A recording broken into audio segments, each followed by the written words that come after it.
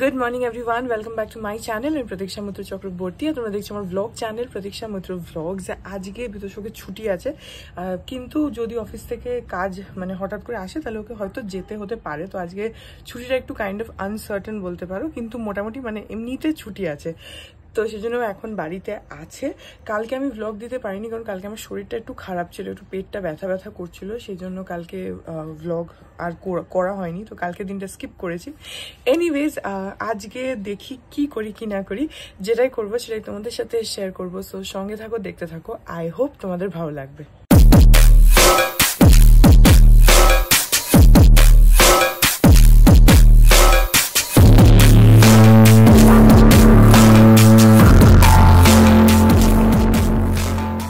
এখন বাজে হচ্ছে 2টো আর আমার স্নান হয়ে গেছে। বিতোষকে এখনো স্নান হয়নি, ও বোধহয় খেয়ে নিয়ে বোধহয় করবে।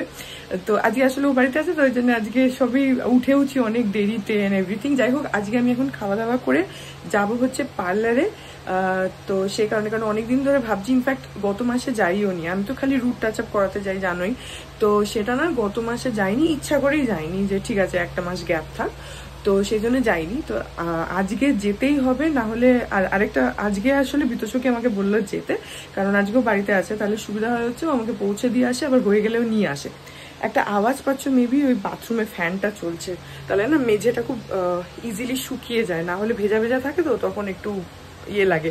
বাথরুমে ফ্যান আর এক্সস্ট দুটো আমি চালিয়ে রাখি স্নান করার পর। যাই হোক, সো সেই জন্য যাবো হচ্ছে পার্লারে। তো আমি অ্যাকচুয়ালি আগামীকাল যেতে চাইছিলাম, তো বিতোষক বললো যে তুমি আজকেই যাও, তাহলে ও পৌঁছে দিয়ে আসবে বা নিয়ে আসবে। এটা এখন অবধি প্ল্যান হয়ে আছে। এখন গিয়ে খাওয়া দাওয়া করি, আর আজকে বিকেলে মেবি আমি আর বিতোষক একটু বেরোবো মানে অ্যাক্রোপলিস যাবো, কারণ আমাদের একটু দরকার আছে, একটু কাজ আছে। যাই হোক, এখন আপাতত যাই, গিয়ে লাঞ্চ করি। দেখো না মানিকে মাথায় টাওয়েল দিয়ে দিয়েছি। ঘুমটাতে থাকো, তুমি না বাড়ির বৌমা, তুই এমনি থাক, ঘুম খেতে মেরে নিদু। এই দেখো আমাদের এইদিকের ব্যালকনিতে কত অ্যাডেনিয়াম ফুটেছে, মানে কুড়ি এসছে আর কি এখানে গাছটাতে। ওইখানে অ্যাডেনিয়ামটা, ওটা না, এইখানে যে বারান্দাটা আছে ওখানেও অ্যাডেনিয়াম আছে। এই দেখো, এটা তো একটা অলমোস্ট ফুটেই এসছে, আর এই এতগুলো কুড়ি এসছে। আর যে আকাশে কিরকম মেঘ দেখো, এখন এমনিতে রোদ আছে কিন্তু আকাশে ভালো মেঘ রয়েছে, বৃষ্টি হলেও হতে পারে। এখন 3টে বাজে, বিতোষক আমাকে যাচ্ছে হচ্ছে পার্লারে ছাড়তে, কিন্তু বাইরে না পুরো মেঘ হয়ে গেছে একদম। আমি বললাম তাড়াতাড়ি চলো, আমি খেয়ে নিয়েছি, খাওয়া সবারই হয়ে গেছে, বিতোষকের স্নান হয়নি, এসে স্নান করবে, কারণ এমন মেঘ হয়েছে না, এখন যদি ও স্নান টান করে যেতে চায়, যদি বৃষ্টি এসে যায় মুশকিল হবে। সেই জন্য এই সবাই নিচটা কি অবস্থা, পুরো ময়লা ময়লা, ওই জন্য আমি চলে যাচ্ছি।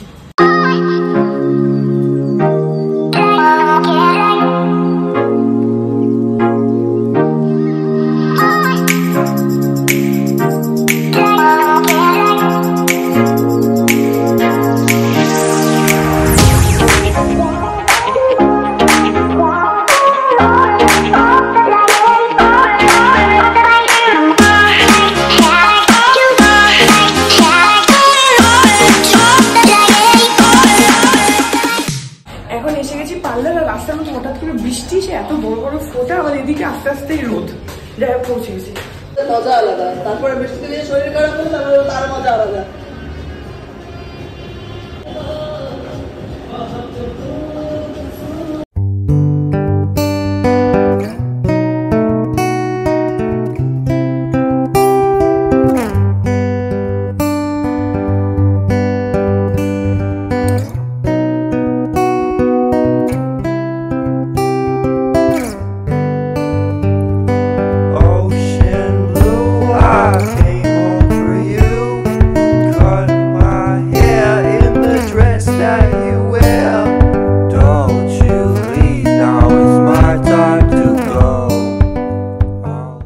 এখন বাজে হচ্ছে 5:30, আমি চলে আসলাম। আর অ্যাকচুয়ালি আমি তো শুধু রুট টাচ আপই করাই, আমার মানে কালার অ্যাপ্লিকেশন করে তারপরে অনেকক্ষণ বসে থাকা, মানে বসে থাকাটাই মেন আর কি। কালার অ্যাপ্লাই করতে তো 5 মিনিট মতন লাগে, 5-7 মিনিট, তারপরে অনেকক্ষণ, প্রায় ধরো 1 ঘন্টার মতন বসে থাকতে হয়। তারপরে হেয়ার ওয়াশ টোয়াশ এসব। আজকে ভাবলাম একটুখানি চুলটা নিচের দিক থেকে ট্রিম করাবো, কিন্তু তারপরে পুরো ব্লো ড্রাই ফ্রাই করার পরে না মনে হলো যে না থাক ছেড়ে দিই, কারণ সেরকম কোনো স্প্লিট এন্ডসও হয়নি আর চুলের নিচটা আর কি ওরকম ড্যামেজডও কিছু নয়। স্প্লিট এন্ডস থাকলে তখন একটু ট্রিম করে নিলে ভালো, বাট আমার এখন আমি ওকে মেয়েটাকে জিজ্ঞেসও করলাম যে চুলটাকে একটু ট্রিম করে নেবো হালকা করে, কারণ আমি নভেম্বরে ভিলাই যাওয়ার আগে করিয়েছিলাম, নভেম্বরেই একবার চুলটা কেটেছিলাম, সামনেটা একটুখানি এরকম এতটা মতো আর পেছনটা থেকে একটু স্লাইড ছোট করেছিলাম। তো সেটা সেটার জন্য আমি ভাবছিলাম যে আজকে একটুখানি ট্রিম করাবো কিনা। তো তারপরে মেয়েটাকে জিজ্ঞেস করলাম, আমি নিজেও ভাবলাম যে আর দরকার নেই, কারণ ঠিক আছে এখন থাক, এখনই দরকার নেই, এখন 2-3 মাস ট্রিম না করালেও চলবে। তো সেজন্য ওটাও করালাম, খালি দুধ প্যাকেট করেই চলে আসলাম। মানি আর নেই, মানি, পাপা, সত্য কাকু, মৌ কাকিমা আর বোধ হয় অমিত কাকু আর পলি কাকিমা, ওরা গেছে হচ্ছে পাপাদের একজন কলিগ আর কি ওনাদের বাড়িতে। তো আমি আর বিতোষী আছি।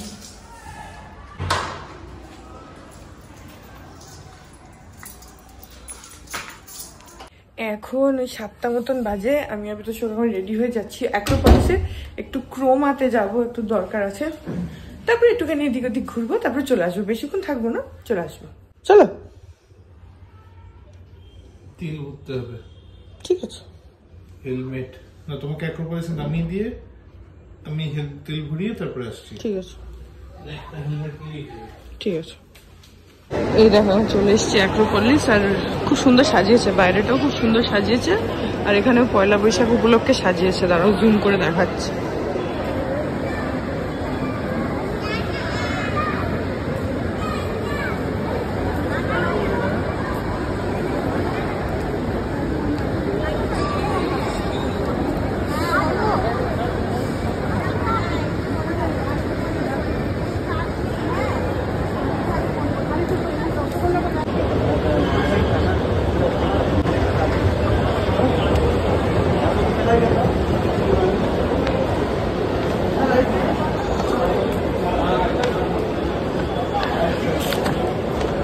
अच्छा डॉट इन की अंदर हम होना था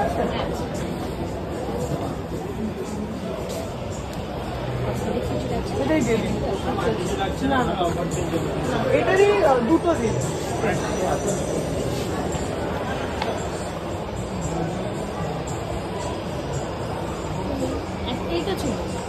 একটাই আছে ঠিক আছে তাহলে একটাই করে দেবো। তো আমি এখানে ফেসেস কানাডা থেকে দুটো জিনিস কিনেছি আর নিউ ইউ স্টোর থেকে একটা জিনিস কিনলাম, বাড়িকে দেখিয়ে দেবো। এখন বিদেশের জন্য ওয়েট করছি।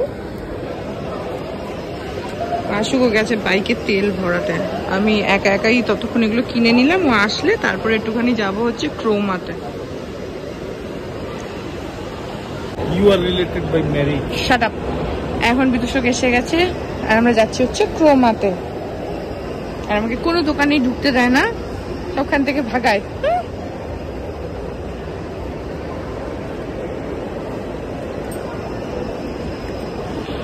এখন বাজে হচ্ছে 9টা বাজেনি, 9টা বাজতে 5 মিনিট মতন বাকি।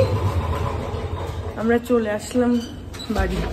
মানিরা এখনো আসেনি, তো ওদের হয়তো আসতে একটু দেরি হতে পারে, মানে দেরি মানে 9:30 10টা এরকম হতে পারে, কারণ আজকে ওরা গাড়ি নিয়ে যায়নি, ওরা মেট্রোতে করে গেছে, তো হয়তো এসে যাবে একটু পরে, যাই না এখনো তো আসেনি।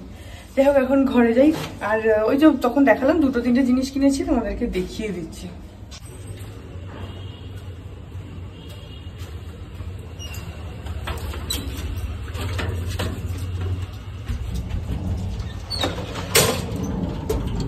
এটা বোতাম উঠি চেপো না, না তোমার জন্য দাঁড়িয়ে আছি তো, do something as a husband, কিছু তো করো, খালি হুম হুম করার ছাড়া কিছু তো প্রোডাক্টিভ করো।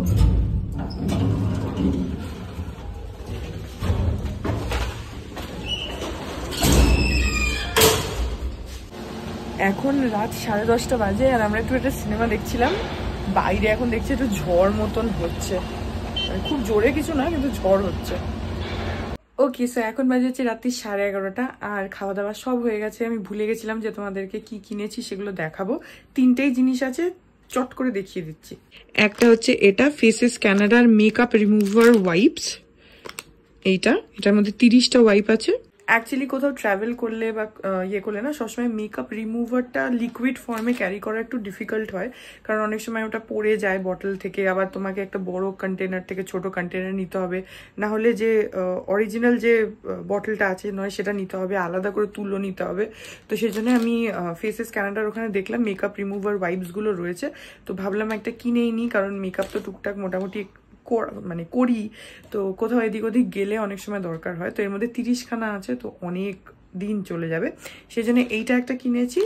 এইটার দাম নিল হচ্ছে 299 টাকা 30 ওয়াইপসের জন্য, তো 299। আর কিনেছি হচ্ছে এই একটা নেল পলিশ, এটাও তোমার ফেসেস ক্যানাডারই, এটা হচ্ছে রেড কালার, এর শেড নাম্বারটা হচ্ছে এইটা L21, এই যে গেটিং বোল্ডার, এই হচ্ছে এক্স্যাক্ট শেডটা। সো আমার অ্যাকচুয়ালি ল্যাকমের যে রেড কালারের নেল পলিশের বটলটা ছিল ওটার মধ্যে অনেকটা ছিল। একদিন না হঠাৎ করে আমি ওখানে ওই আমার ড্রেসিং টেবিলের জায়গাটা ক্লিন করছিলাম, তো তখন আমার হাত থেকে পড়ে গিয়ে এত বড় শিশিটা পুরো মানে ভেঙে একদম চৌচির হয়ে গেছিল। তো তাতে পুরো নেল পলিশটা অবভিয়াসলি নষ্ট হয়ে গেছে, পুরো মাটিতে পড়ে টরে একদম যাতা অবস্থা। আমি তারপরে আবার সেই নেল পলিশ রিমুভার দিয়ে ঘষে ঘষে মেঝে থেকে পরিষ্কার করলাম। তো তারপর থেকে না আমার রেড কালারের আর কোনো নেল পলিশ নেই, যদিও আমি একখানে কিনেছি, কিন্তু ওটা আবার ম্যাট ফিনিশ। সবসময় ম্যাট ফিনিশটা ভালো লাগে না, একটু গ্লসিটা ভালো লাগে সবসময়, মানে এক এক সময় দেখবে একটু ম্যাট ফিনিশ নেল পলিশ ভালো লাগে, কিন্তু সব সময় ভাল লাগে না। যদিও আমি এখন অনেক দিন হয়ে গেছে প্রপারলি নেল পলিশ পরছি না, যেটা আগে করতাম যে আজ একটা পরলাম, দুদিন পর আরেকটা পরলাম, এখন অনেক মাস ধরে বলতে পারো সেটা করছি না। সেই নভেম্বরে বিয়েবাড়ি থেকে আসার পর থেকে ওই যে নেল পলিশ রিমুভ করেছি, তারপর থেকে এই একটাই ওই ম্যাট কালারটা লাগিয়েছিলাম অনেকদিন পর, কিন্তু সেটাও সেইভাবেই দেখো এরকম উঠে উঠে রয়েছে, তো যেটা আমার ইউজুয়ালি হয় না, ভেরি ভেরি নট মি। তো সেই জন্য আমি ভাবলাম যে আজকে একটা রেড কালার কিনবো ভেবেই গেছিলাম, তো সেই জন্য নেল পলিশটা কিনেছি। আর এইটার প্রাইস নিয়েছে হচ্ছে 199। এটাও ফেসেস ক্যানাডারই। ফেসেস ক্যানাডার নেল পলিশগুলো ভালো হয়, প্লাস অ্যাপ্লাই করার সাথে সাথে ড্রাইও হয়ে যায় খুব তাড়াতাড়ি, তো সেই জন্য আমার ভালো লাগে। আমার অনেকগুলো ফেসেস ক্যানাডার নেল পলিশ আছে, তো আই লাইক ইট, তোমরাও ট্রাই করতে পারো। এর আরেকটা রয়েছে ফেসেস ক্যানাডার আরেকটা সাইজ অ্যাভেলেবেল আছে, সেটা আরেকটু চিপ, কিন্তু আমি এখানে কালারটা পেলাম তো আমি নিয়ে নিয়েছি। আর যেটা কিনেছি সেটা হলো ডট এন্ড কি এর একটা আন্ডার আর্ম রোল অন, যেটা আমি এখন ইউজ করছি কয়েকদিন ধরে। এর আগে ব্লিঙ্কিট থেকে দুখানা আনিয়েছিলাম, তোমাদেরকে দেখিয়েওছি, তো ওটা শেষ হয়ে গেছে দুটোই একদমই, সেই জন্য এবারে আজকে গেলাম ওখানে, তো এটা কিনে নিলাম। এই যে এটা হচ্ছে ডট এন্ড কি এর watermelon cooling under arm roll on, এই হচ্ছে জিনিসটা। এটারও প্রাইস নিয়েছে হচ্ছে 299। এটা নিউ ইউ বলে একটা স্টোর আছে, সেখান থেকে কিনেছি। সো হ্যাঁ, এই হলো শপিং, আর কিছু কেনাকাটা না, বাস এইটুকুই করেছি, করে দুজনে মিলে একটু ঘোরাফেরা করে চলে এসেছি। যাই হোক, সো এই ব্লগটা এখানেই এন্ড করে দিচ্ছি। আই হোপ ব্লগটা তোমাদের ভালো লাগলো। আজকে বাই দ্য ওয়ে ওয়েদারটা খুব অন্যরকম হয়ে গেল। আমরা যখন পার্লারে যাচ্ছিলাম তখনই হঠাৎ করে বৃষ্টি মানে সেরকম না, হঠাৎ করে মানে একটু বৃষ্টি হবে এরকম হতে হতে না বড় বড় ফোঁটা পড়তে স্টার্ট করেছে। তারপরে অ্যাক্রোপলিস অব্দি পৌঁছালাম, তারপরে আস্তে আস্তে আবার মানে বৃষ্টিটা থেমে গেল। আর ওই পার্লারের ওখানে গিয়ে দেখছি ওদের ওদিকে তো বৃষ্টি সেরকম হয়নি। এখন আবার দেখছি একটু হালকা ঝড় মতন হচ্ছে, তো মানে ঠিক ঝড় নয়, মানে একটু হালকা জোরে হাওয়া দিচ্ছে, একটু ঠান্ডা হাওয়া দিচ্ছে, আর একটু ধুলো উঠছে, এরকম এক্স্যাক্টলি ঝড় বলা চলে না। তো যাই হোক, ওয়েদারটা একটু ঠান্ডা হয়ে গেছে, হলেই ভালো, যা গরম। এনিওয়েজ, এই ব্লগটা এখানেই এন্ড করে দিচ্ছি। আই হোপ ব্লগটা তোমাদের ভালো লাগলো। যদি লাগে then please do like and comment, আর আমার চ্যানেলটাকে যদি এখন অবধি সাবস্ক্রাইব না করে থাকো তাহলে প্লিজ সাবস্ক্রাইব করো, বিকজ ইটস অ্যাবসলিউটলি ফ্রি। আর পাশে একটা বেল আইকন আসবে, সেটাকে প্রেস করো আর অল অপশনটা ক্লিক করে দাও, যাতে আমি এই চ্যানেলে নতুন ব্লগ দিলেই সেটার নোটিফিকেশন সবার আগে তোমাদের কাছে পৌঁছে যায়। আর এই চ্যানেলে নতুন ব্লগ আসে এভরিডে। আর তোমরা আমাকে আমার সোশ্যাল হ্যান্ডেলসগুলো ফলো করতে পারো, সব লিঙ্কস দেওয়া রয়েছে ডেসক্রিপশন বক্সে। তো হ্যাঁ, চলো তোমাদের সাথে আমার দেখা হবে কাল আবার আরেকটা নতুন ব্লগ নিয়ে। ততক্ষণ অবধি ভালো থেকো, tata. Hearts beat to the city streets. We began to feel the fire. We rise like tall buildings as the chemicals they take us higher.